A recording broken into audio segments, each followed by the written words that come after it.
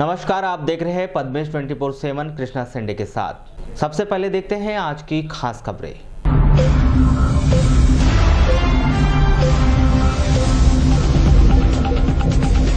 One विभाग के 3 कर्मचारियों पर गिरी निलंबन की गाज। नवविवाहिता की जलने से मौत, ससुर पर लगे प्रताड़ना के आरोप।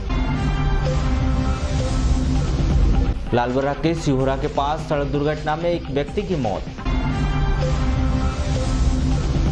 दैतबर्रा में 15 दिनों के भीतर दूसरी बार गिरी बिजली, एक व्यक्ति की मौत।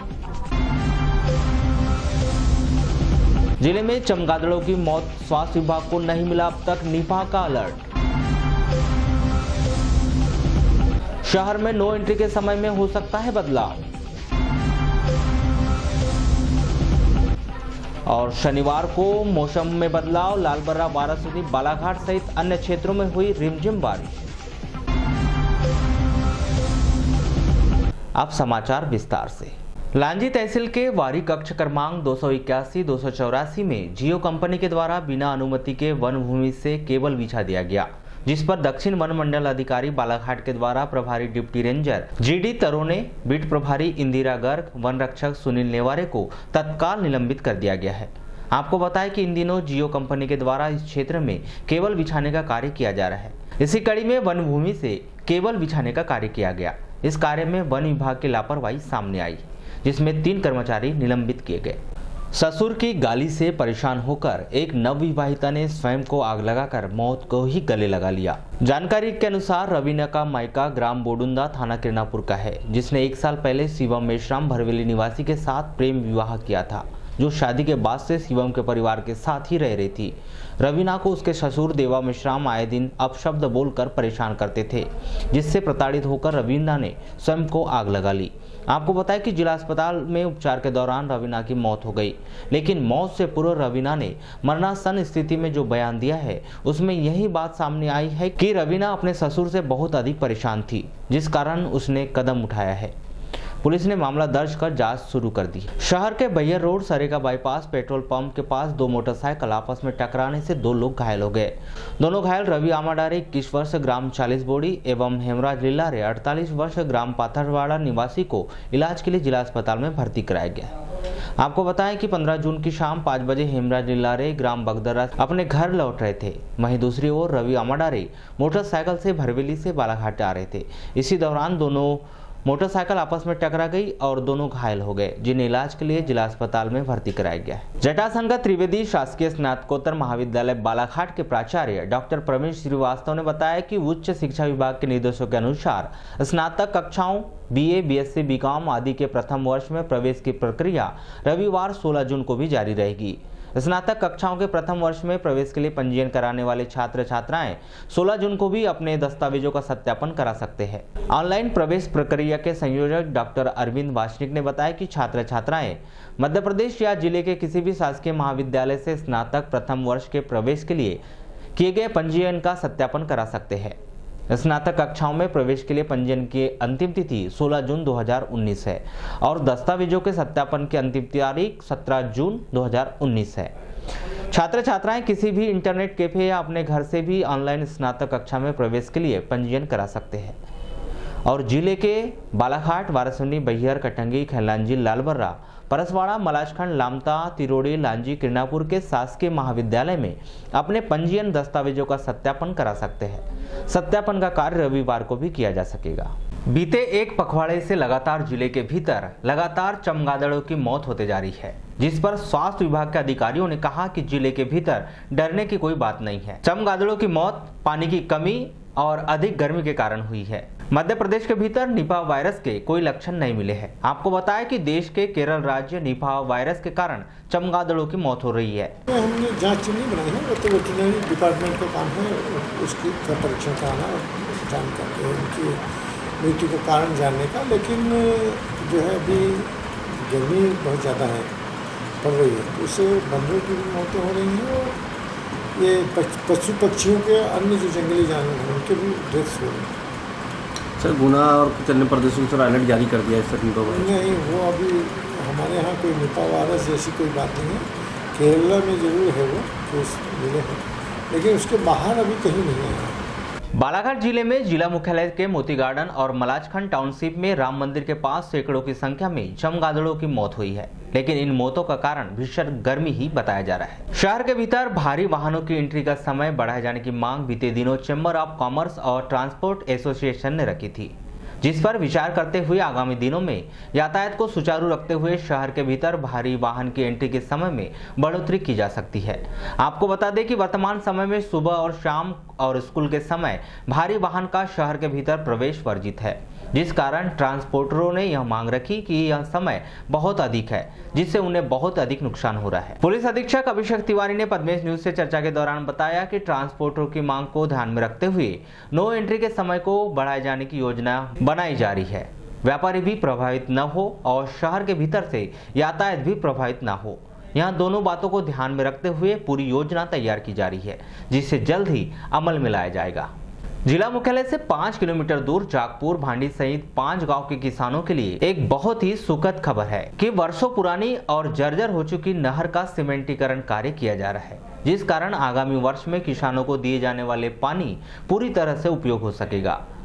इस कार्य से किसानों में खुशी की लहर है, क्योंकि हर वर्ष मिट्टी की नहर होने के कारण बेवजह पानी व्यर्थ में बह जाता था, जिस कारण दूसरी फसल के लिए पानी नहीं मिल पाता था। अब किसानों को लग रहा है कि पानी बचेगा और दूसरी फसल के लिए पानी मिलेगा। आपको बताएं कि यहाँ तक पानी आंवलाझरी माइनर से आता है।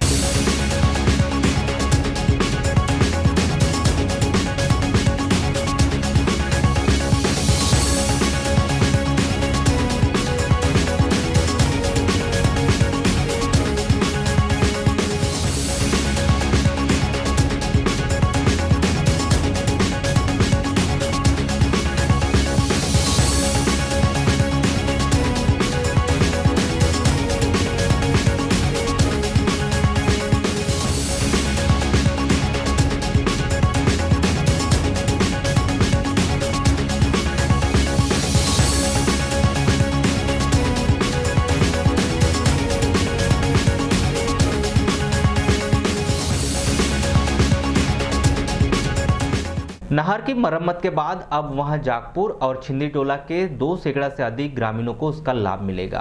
बाइट श्यामगिरी गोस्वामी, कृषक, जागपुर। बहुत फ़ायदा मिलेगा किसानों को। यहाँ एक फसल के साथ दूसरी फसल का भी लाभ ले सकते हैं किसान, और निश्चित ही जो पानी बहुत मात्रा में जो एक फसल के लिए मार खाती थी फसल है, उस फसल का पूरा उपयोग लेगा किसान। और मिनिमम यहाँ किसाने पड़ते ग्राम जागपुर और ग्राम जागपुर का टोला छिंदी टोला, ये दोनों गांव के किसान पूरा लाभ लेंगे। अच्छा, कितने किसान होंगे? मिनिमम जागपुर में पड़ जाते हैं 60-70 और छिंदी टोला में भी मिनिमम 70-80 किसान पड़ जाते हैं। तो ये इससे आप लोग कितनी फसल लेंगे? पहले तो एक ही फसल लेते थे धान की, उसके साथ जो चना गेहूँ लगता था गर्मियों में, उसकी फसल नहीं हो पाती थी। गेहूँ को एक पानी की ज़रूरत होती थी, वो नहीं मिल पाता था, तो वो भी पानी मिलेगा नहर अच्छे काम में। नहर वर्षों पुरानी हो चुकी थी, जिस कारण कई जगह टूट फूट चुकी थी। सिंचाई विभाग ने पंचायत को निर्माण एजेंसी बनाया और जिसका निर्माण कार्य कराया जा रहा है। निश्चित ही नहर बनने से क्षेत्र के 5 गांवों को लाभ मिलेगा। इस नहर से हमारे यहाँ पर सिंचाई में नहर का पानी यूज़ होता था, लेकिन अभी क्या है कि नहर बहुत जगह से टूट फूट चुकी थी, तो इरिगेशन डिपार्टमेंट से ये पंचायत को इस कार्य के लिए निर्माण एजेंसी बनाया गया और ये नहर का निर्माण कार्य चालू है, जिससे ये सीमेंट कंक्रीट बनने से पानी अच्छी स्पीड से आएगा और ज़्यादा मात्रा में पानी आएगा, तो यहाँ के जागपुर और छिंदी टोला के किसानों को ज़्यादा मात्रा में पानी मिलेगा। ये टेल भाग में भी पानी सुगमतापूर्वक पहुँचेगा। खुश हैं आप लोग? हाँ, गांव के सभी लोग इस नहर के निर्माण से खुश हैं, क्योंकि पानी की बहुत दिक्कत जाती थी। यहाँ पे टेल भाग पड़ता है तो पानी नहीं मिल पाता था, रात भर किसान नहर पे घूमते रहते थे, यहाँ वहाँ से नहर फूट जाती थी। आज इसके निर्माण से काफ़ी अच्छी मात्रा में पानी मिलेगा। मनरेगा योजना के तहत सिंचाई विभाग तकनीकी स्वीकृति मिलने के बाद यह कार्य किया जा रहा है। इस नहर से 5 गांव के किसानों को लाभ मिलेगा। कच्चे नहर से उतना लाभ नहीं मिल रहा था और बचा हुआ पानी भी जागपुर तक नहीं पहुंच पाता था। मनरेगा के योजना के अंतर्गत बन रही है। इरिगेशन डिपार्ट से हमने टीएस वगैरह करवाए, मेहनत की है उसके लिए। और जो नहर जो बन रही है इसमें काफ़ी किसानों को भरपूर फ़ायदा मिलेगा और पानी जहाँ नहीं पहुँच रहा था पानी वहाँ तक पहुँचेगा। कम से कम हमारे जागपुर का ये टोला है, छिंदी टोले में, वहाँ सबसे ज़्यादा फ़ायदा मिलेगा। कम से कम वहाँ पे 60-70 किसानों को भरपूर पानी वहाँ पे मिलेगा। अच्छा, तो पहले सिंचाई का साधन था कि नहीं था यहाँ पर? था, मगर पानी क्या है वो टेल में, अपना जो जागपुर गांव है टेल में होता है, इसलिए वो पानी दूर से पहुँच नहीं पाता। अब नहर बन रहा है तो उम्मीद तो है कि पानी बराबर किसानों को पर्याप्त मात्रा में मिलेगा। तो पहले था कि नहीं? नहीं, पहले नहर था मगर कच्चा था। दक्षिण वन मंडल सामान्य के अंतर्गत आने वाला शहर से लगा हुआ डेंजर रोड, गर्रा, जागपुर घाट, नवेगांव से लगे जंगलों में वन विभाग की सुस्ती के कारण प्रदूषण बढ़ता जा रहा है। लगातार इस क्षेत्र में एक्सपायरी डेट की दवाइयां फेंकी जा रही है, जो वन्य प्राणियों के साथ साथ पर्यावरण के लिए भी खतरा साबित हो सकती है। डेंजर रोड पर वन विभाग ने वन प्राणियों की उपस्थिति के कारण आवागमन बंद कर दिया है। बावजूद इसके भी क्षेत्र में लगातार आमजनों की उपस्थिति बनी हुई रहती है। इस बात की मांग इसी से दिखाई दे रही है कि संरक्षित वन भूमि पर लोगों के द्वारा एक्सपायरी डेट की दवाइयां बड़ी मात्रा में फेंकी जा रही है। मुख्यतः जागपुर घाट से लेकर कटंग नाला तक जगह जगह यह दवाई देखी जा सकती है। ऐसी कोई जानकारी भी तो नहीं लगी है, लेकिन अगर आपने बताया तो हम उसको दिखवाएंगे और मिलता है तो उस पर कार्रवाई करेंगे। सर, क्या सर आपके जो बीट गार्ड वगैरह सर क्या वहाँ भ्रमण नहीं करते सर उससे? नहीं, भ्रमण करते हैं, जो कि बीट गार्ड के पास काफ़ी बड़ा एरिया होता है तो गश्ती करता है और जहाँ उसको संज्ञान में मिलता है कार्रवाई करता है। बाकी हम लोगों को जो स्थानीय लोग हैं, आप लोग हैं, उन लोगों से हमें जानकारी और सूचना मिलती है, उसके आधार पर हम भी कार्रवाई करते हैं। 2 साल पहले शहर के हर घर में पानी पहुंचाने के लिए नगर पालिका के द्वारा शुरू की गई नल जल योजना का निर्माण कार्य पूरी तरह से हो चुका है। इंतजार है तो बस बारिश होने का।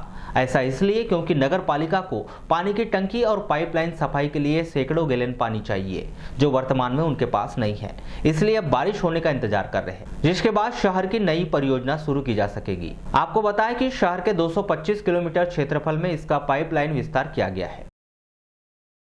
अभी सबसे पहली बात, नदी में पानी नहीं है और पूरी पाइपलाइन को हमको टेस्टिंग करना है, पूरी टंकियों को टेस्टिंग करना है। ये सब टेस्टिंग हो रही थी और नल जल योजना भी हमारी चालू होने के लगभग कगार पे है, लेकिन हमने इसको रोक दिए हैं क्योंकि अगर मान लो टेस्टिंग करेंगे तो पानी व्यर्थ में बर्बाद होगा।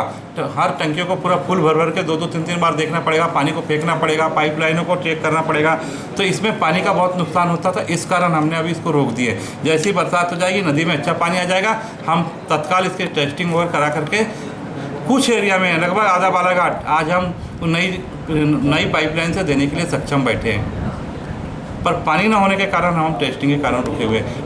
और इसके कारण शहर में जगह जगह जहाँ पाइपलाइन खुदी हुई है, गड्ढे खुदी हुए, सीमेंट रोड टूटी हुई है, इसको भी हम नहीं बना पा रहे हैं कि अगर मान लो एक बार टेस्टिंग हो गई, अगर सफल रही तो उसको बना लेंगे, नहीं तो पता चला हमने सीमेंट कंक्रीट कर दिया और फिर फूट गया वहाँ से तो खोदना पड़ेगा। ये इस कारण हमने इसको रोक के रखे हुए हैं। शिक्षा का अधिकार अधिनियम के अंतर्गत कक्षा 1 से 8वीं तक के समस्त छात्रों को निःशुल्क पाठ्य पुस्तकों का वितरण किया जाना है, जिसका दूसरा चरण 24 जून को सत्र शुरू होते ही शुरू हो जाएगा।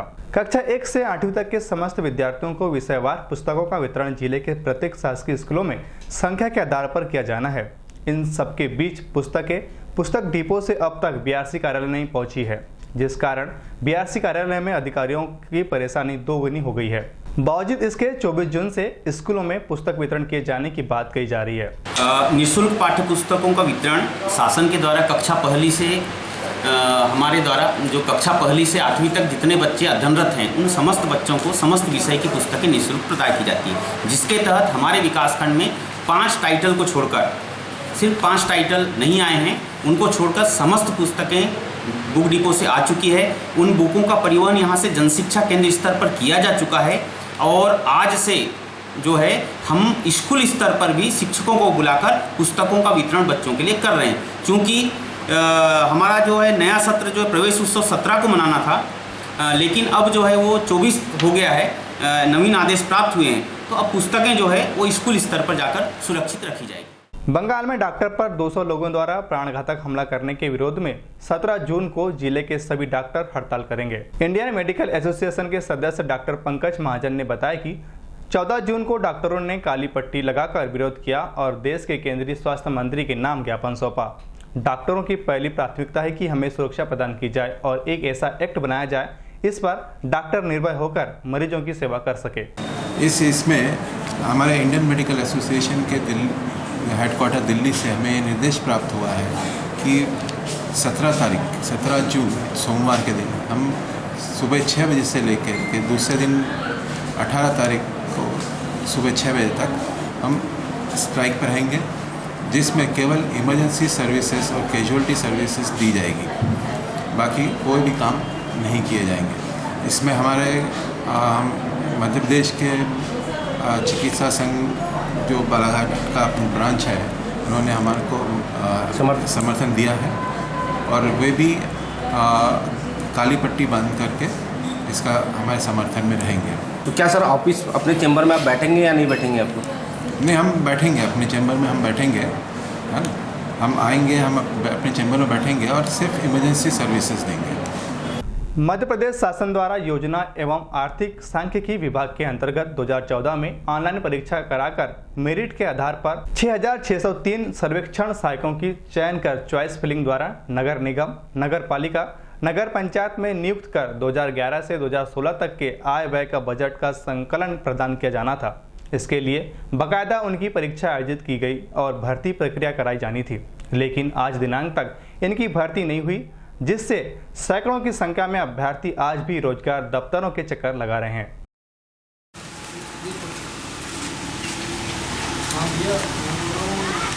बैठक यही हुई थी कि सन 2014 में हमारी एग्ज़ाम ली गई थी सर्वेक्षण सहायक संघ, मतलब सर्वेक्षण सहायक के पद के लिए 6,603 पद के लिए आए हुए थे, जिसमें बंदों को सिलेक्ट किया गया। 6,603 पूरे मध्य प्रदेश से, 300 लगभग बालाघाट ज़िले से।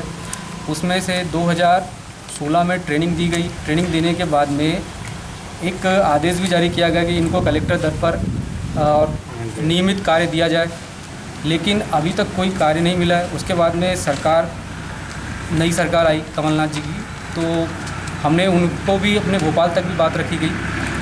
तो हम उसी चीज़ के ध्यानाकर्षण कर लिए आए हैं कि हमारे कृपया करके मुख्यमंत्री जी हमारी बात पे आगे की रणनीति तो अभी यही लेकर के चले कि हम सरकार को जो जैसे कि हम लोग सिर्फ अपनी तरफ ध्यानाकर्षण करेंगे। हम लोग सारे आंदोलन भी कर चुके हैं, सरकार को अपनी प्रॉब्लम भी बता चुके हैं कि हमारे साथ में जो 2014 से लेकर 2019 तक जो घटा है, उसके बाद में भी ये सिर्फ और सिर्फ ये है कि ध्यानाकर्षण एक बार हो जाए और एक बार मतलब क्लियरली ये हमको सरकार बता दे कि हम आपको सही में ले रहे हैं, मतलब जिस पद के लिए आपने एग्ज़ाम दिए थे, जो योग्यता आपने रखी कि हम लोग।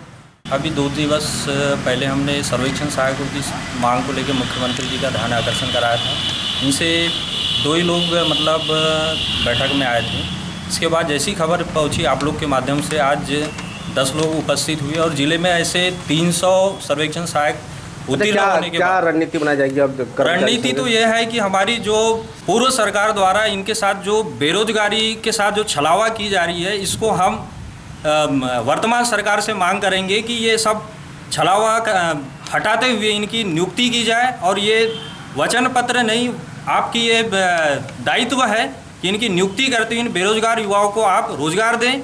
और ये अब ये वर्तमान सरकार से अपेक्षा नहीं कि घोषणाएं और आश्वासन पे काम चलेगा, कार्य करिए और इनकी नियुक्ति करिए, अन्यथा हम भी इनके साथ हैं। और जैसा ही हमको प्रांतीय लेवल से भी चर्चा हुई है और चर्चा होने के बाद जैसे ही अपने को निर्देश आता है उस हिसाब से अपन आगामी इसमें कार्रवाई करें। शनिवार को जिला मुख्यालय से लगी हुई ग्राम पंचायत भरवेली में एक अहम बैठक आयोजित की गई। जिला पंचायत अध्यक्ष रेखा बिसेन ने बारिशपूर्ण समस्त नाली और सफाई कार्य सहित लाइटिंग व्यवस्था सुचारू करने के लिए आवश्यक दिशा निर्देश दिए। आयोजित बैठक में मुख्य रूप से जिला पंचायत अध्यक्ष रेखा बिसेन के अलावा नवनिर्वाचित प्रभारी सरपंच रेखा सरवरे, उप सरपंच मोबिन खान, पंचायत के समस्त पंचायत सचिव और ग्रामीण उपस्थित रहे।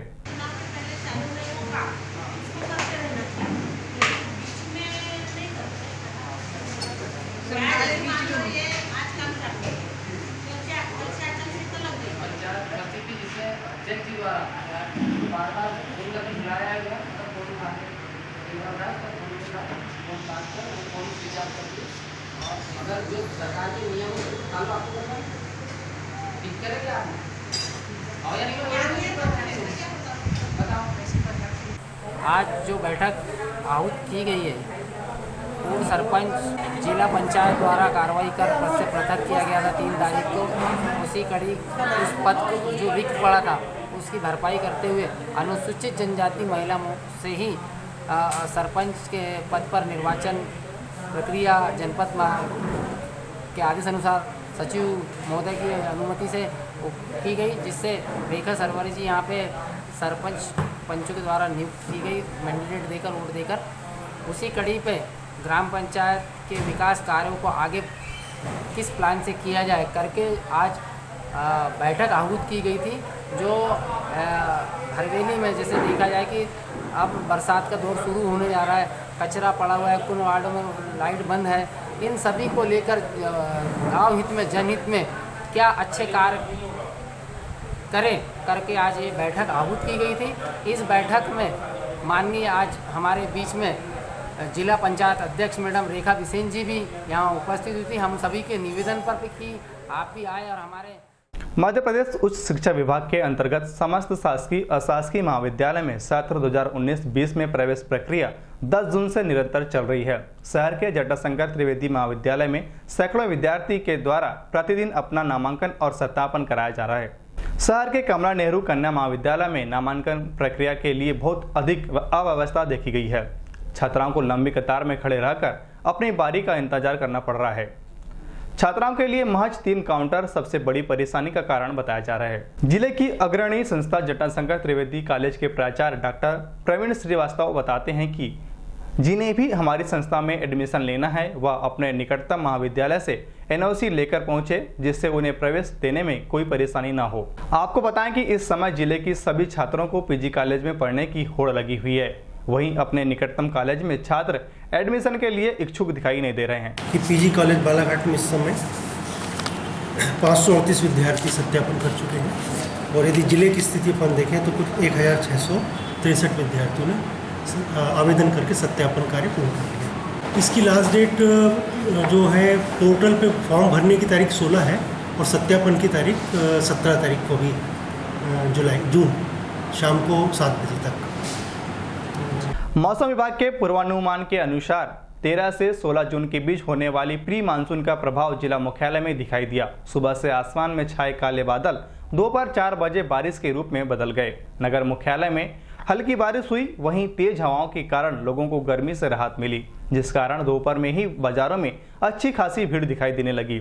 आपको बताएं कि जिले के बाकी क्षेत्रों में भी हल्की बारिश के समाचार प्राप्त हो रहे हैं।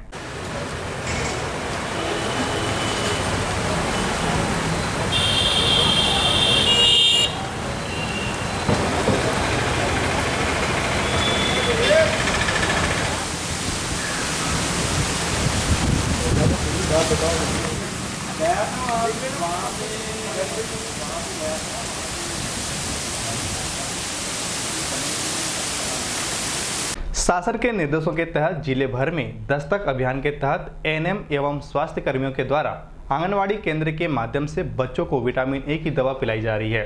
इस अभियान को लेकर एएनएम उषा पटले का क्या कहना है, आइए जानते हैं।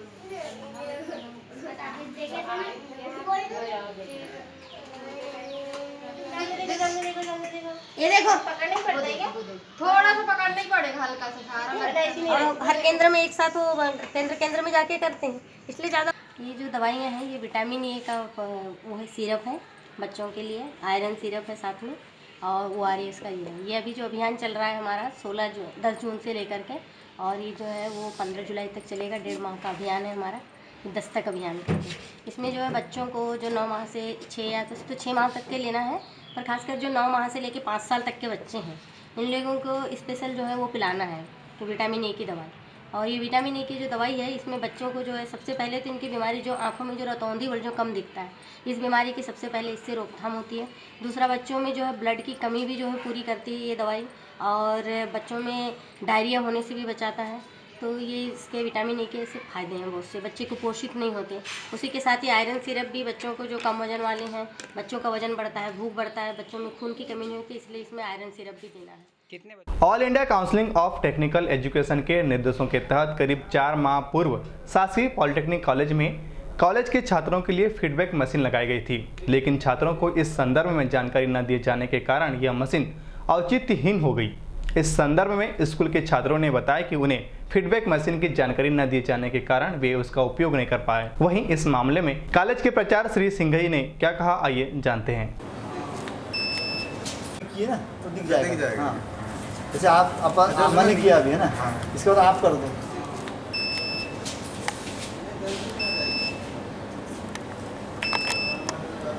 प्रशिक्षण कार्यक्रम, सेमिनार, वर्कशॉप वगैरह होते हैं कि नहीं उसका? प्लेसमेंट मतलब कंपनी, दूसरी कंपनियां या नौकरी के लिए आती है प्लेसमेंट मशीन तो हम अभी देख रहे हैं।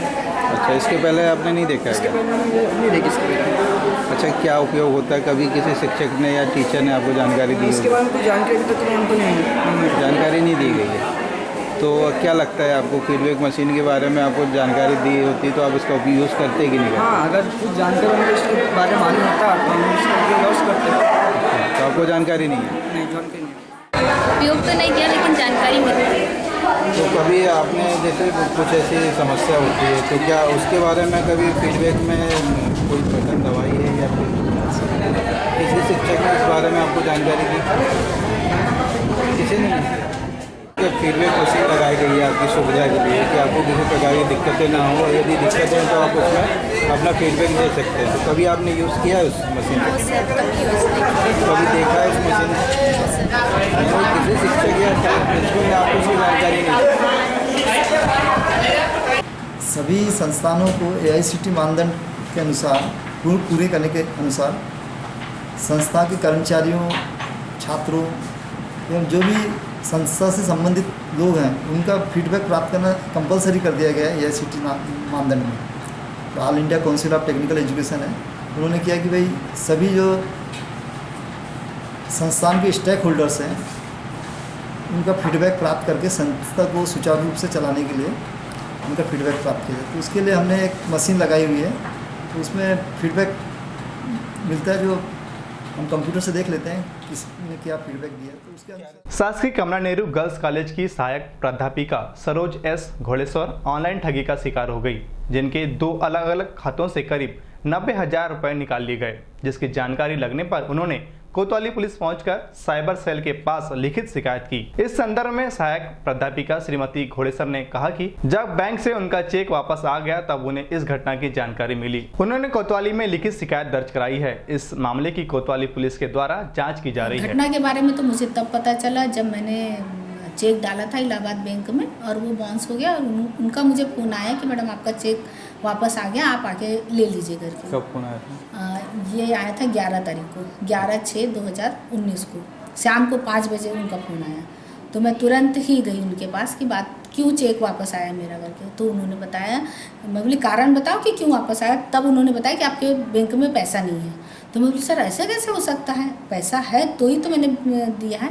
तो बोले इसके पता आप लोग करवा लीजिएगा। करीब 89 करीब तो है, 89 यानी करीब 90,000। 90,000।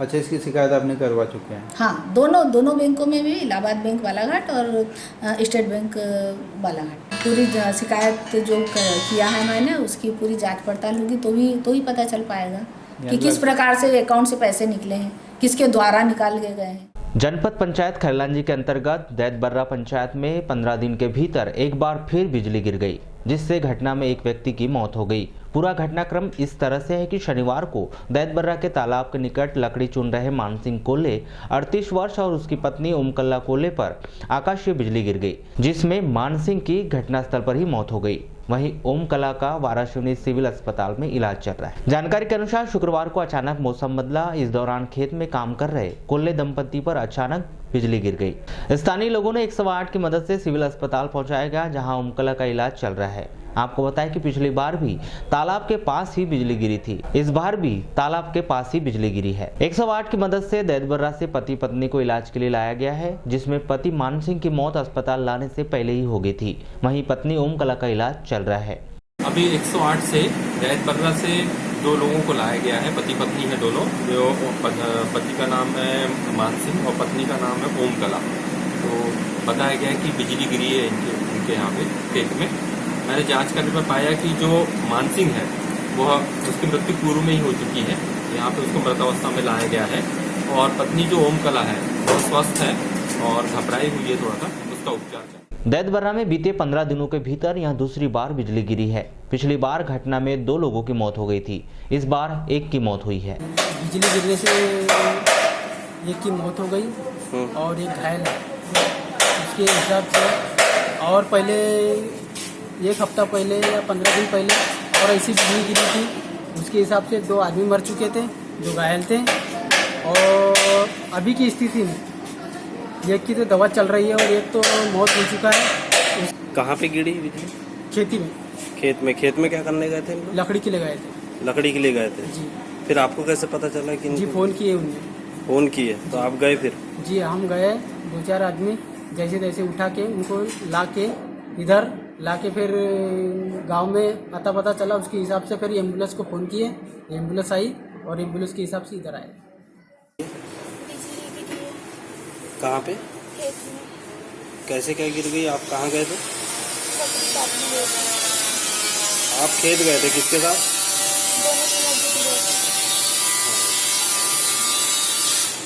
खेत किस काम से गए थे? लकड़ी काटने। हाँ। तो वहाँ पे क्या हुआ फिर? ऐसा गरजा पेड़ के नीचे वो खड़े थे, तो मैं थोड़ा सा लकड़ी लाने गई, गिरा ऐसे पेड़ के नीचे गिर गए वो। फिर मैं दौड़ कर उनको पकड़ी, पानी पिलाई, फिर होश था। फिर मैंने आई को फ़ोन लगाई, फिर आई को बोली जल्दी आओ गाड़ी पकड़ के, ऐसी बोली। वो आए फिर गाड़ी पकड़ के। वहीं बेहोश हो गए थे? हाँ बेहोश हो गए तो कुछ भी नहीं बोले उन्हें। और आप? मैं अच्छी थी, फिर आधे दूर तक आई तो कुछ भी मेरे को मालूम। वारासुनी नगर मुख्यालय स्थित जिला सहकारी बैंक अंतर्गत सभी समितियों की बैठक का आयोजन वृत्ताकार सेवा सहकारी समिति के द्वारा किया गया। इस दौरान रामपायली, डोंगरमाली, खैरलांजी बैंक के अंतर्गत समिति के प्रबंधक मौजूद रहे। बैठक का मुख्य उद्देश्य बारिश के पूर्व व्यवस्थाएं पूर्ण करवाना है, जिसके अंतर्गत किसानों को दी जाने वाली खाद बीज के विषय में भी जानकारी दी गई। कॉलेज चलो अभियान के तहत वारासुनी नगर में स्थित शंकर साव पटेल महाविद्यालय में 10 जून से प्रवेश हेतु पंजीयन एवं दस्तावेज के सत्यापन की प्रक्रिया जारी है। 16 जून को पंजीयन के प्रथम चरण का अंतिम दिन था। 17 जून तक सत्यापन किया जाएगा। कॉलेज में विद्यार्थियों की सुविधा के लिए हेल्प डेस्क सेंटर भी बनाया गया है, जहां विद्यार्थियों को जानकारी दी जाती है। पंजीयन और सत्यापन निःशुल्क किया जा रहा है। आपको बताएं कि पिछले दिनों उच्च शिक्षा मंत्री जीतू पटवारी ने निःशुल्क प्रवेश की बात कही थी, लेकिन कॉलेज में कहीं भी लिखित में कोई आदेश नहीं मिला है। हमारे यहाँ सत्यापन का काम चल रहा है। बच्चे पंजीयन करा के सत्यापन कराने आ रहे हैं और सत्यापन हो रहे हैं। कब से शुरू हुआ है, कब तक? ये 10 तारीख से स्टार्ट हो गए हैं सत्यापन का कार्य यूजी का, और 15 तारीख आज से पीजी का शुरू हुआ है। थोड़ी निःशुल्क हो रही है? गर्ल्स को तो निःशुल्क ही कह सकते हैं, क्योंकि इसमें ट्यूशन फीस उनसे नहीं लिया जाएगा गर्ल्स से। अपने शासन के द्वारा एक निर्देश जारी हुआ है, जो उच्च शिक्षा मंत्री के द्वारा उन्होंने भी एक घोषणा की थी अभी 4-5 दिन पहले, कि बोले कि जो प्रवेश उनके कॉलेज में प्रथम ईयर में, तो उनके शुल्क निःशुल्क रहेंगे, प्रवेश निःशुल्क होगा। ऐसा कोई पत्र आया है? पत्र तो अभी मेरे सामने नहीं आया है, कॉलेज में नहीं आया है कि निःशुल्क पूरी तरह से, मतलब उस घोषणा के संदर्भ में ऐसा कोई पत्र अभी हमारे पास नहीं उपलब्ध है। लालबर्रा तहसील मुख्यालय से लगी हुई अमोली पंचायत में सड़क निर्माण के दौरान बरती गई लापरवाही और एक तरफ नहीं बनाई गई नाली की वजह से पहली बारिश में ही लोगों को परेशानियों का सामना करना पड़ा। स्थानीय जन बताते हैं कि सरपंच नाली बनाना भूल गए हैं, इस कारण अब इस बारिश में सभी लोगों को परेशानी होगी। पंचायत की लापरवाही के कारण आम जनता को इस बारिश से बहुत अधिक परेशानी होना तय है। जल्दी से इस विषय पर ध्यान दिया जाना चाहिए।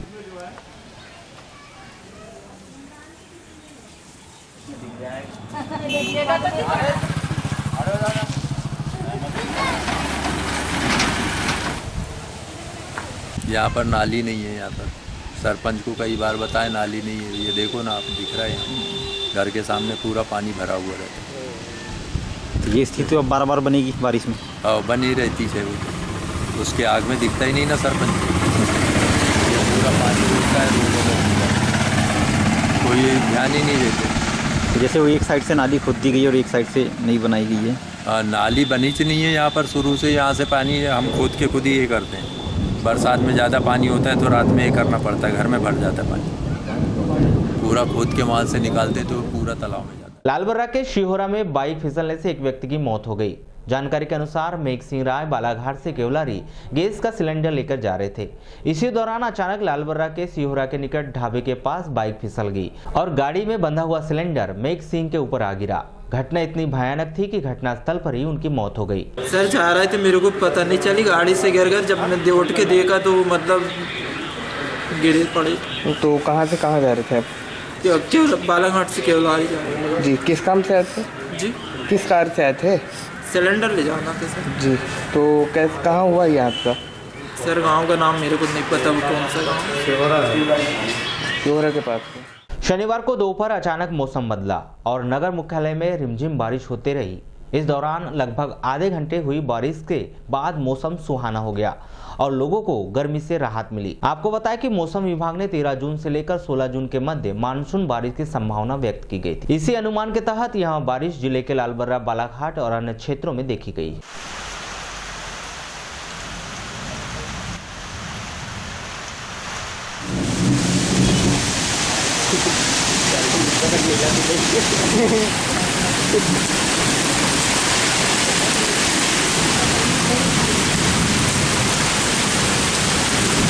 बाल मार के दिख रहा है और नहीं बनते।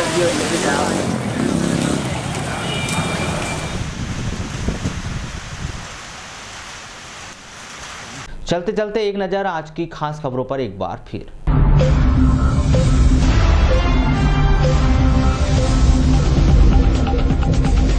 वन विभाग के 3 कर्मचारियों पर गिरी निलंबन की गाज। नवविवाहिता की जलने से मौत, ससुर पर लगे प्रताड़ना के आरोप।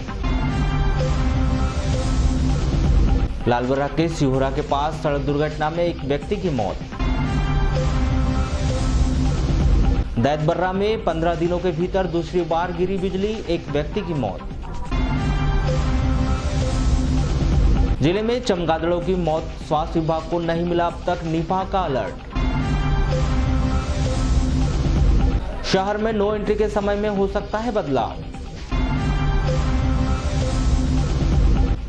और शनिवार को मौसम में बदलाव, लालबर्रा, वाराणसी, बालाघाट सहित अन्य क्षेत्रों में हुई रिमझिम बारिश। तो पद्मेश 24/7 में बस इतना ही। बने रहिए हमारे साथ, तब तक के लिए दीजिए इजाजत। नमस्कार।